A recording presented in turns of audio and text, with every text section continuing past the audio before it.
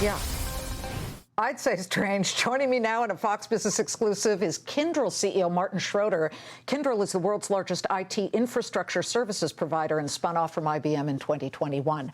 Martin, when you hear Jack Clark say those things, what goes through your mind? Because this thing found thousands of vulnerabilities in all kinds of software systems. It sure did. And I think the way you talked about it in the beginning, across systems, is really what makes this so powerful, because most of the time you're looking in vertical technologies to understand where are the vulnerabilities, and this has the ability now to look across your stack and across and try to find the linkages that might create new vulnerabilities. So for us, a company that runs the infrastructure, that runs 300 plus insurance companies, half the world's banks, a quarter of the world's airline traffic runs on systems that we run.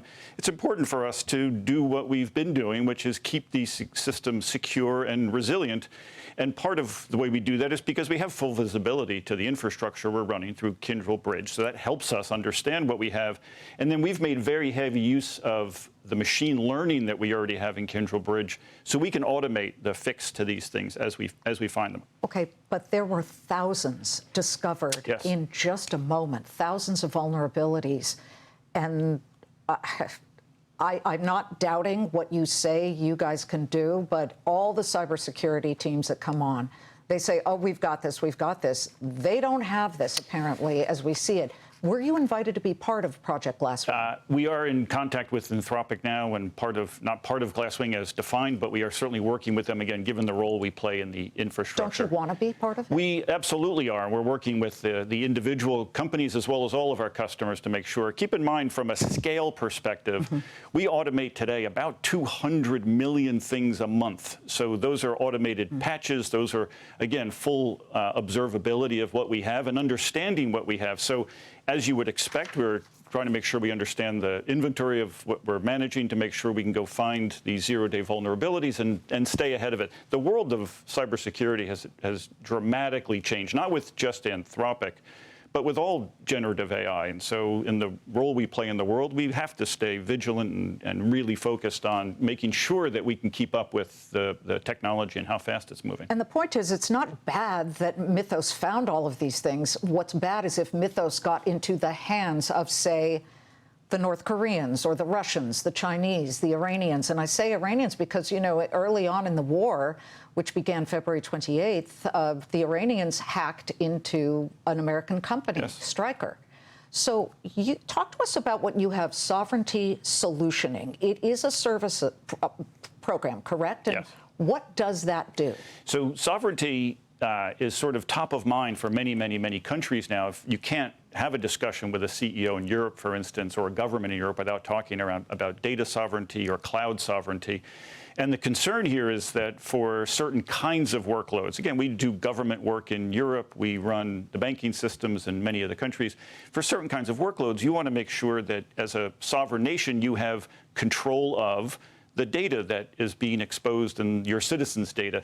So sovereignty solutions that we announced just this morning has really a couple of components to it, but it starts with just an assessment of where are you in understanding what do you need to be sovereign, what can you afford not to have as in a sort of a sovereign solution. And then there's a series of implementation steps that we can recommend, that we can have our engineers perform, so that you can get to that right landing spot for sovereignty given the workload that you're analyzing. Do you think companies are too trusting of their own systems? I would say that our customer base would say we believe we have world-class technology as it sits here today. 80+% would say we're in really good shape as we sit here today. But many, 40% maybe only feel like they're ready for the future. 40% would say, I'm ready to take on Gen AI, I'm ready to implement agentic. So they feel good about where they are, but there's a lot to get done in order to be ready for the future. Okay, we're looking at some of your partners, Broadcom, ServiceNow, Rubrik. You are in demand for what you do, but according to a report from Bloomberg, roughly half of the new data center plans have been put on ice, not because, roughly half of them put on ice, not because the money's falling through, but it's due to shortages of everything from electrical equipment, transformers, switchgear, batteries.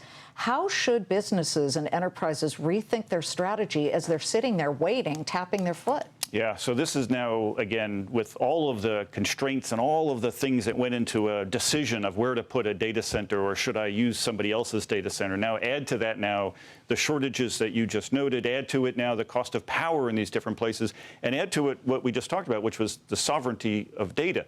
And now you get into a very complex universe of how do you make a data placement decision. For us, it's a great tailwind because what we've always been in the business of is both optimizing our customer systems, but more importantly, helping them deliver productivity out of wherever that innovation is going to show up. So for us, it's terrific. We have to help our customers deal with all this complexity. Well, better than waiting for the phone to ring, right? Martin, thank you for joining us. Thank you. Martin Schroter of Kyndryl.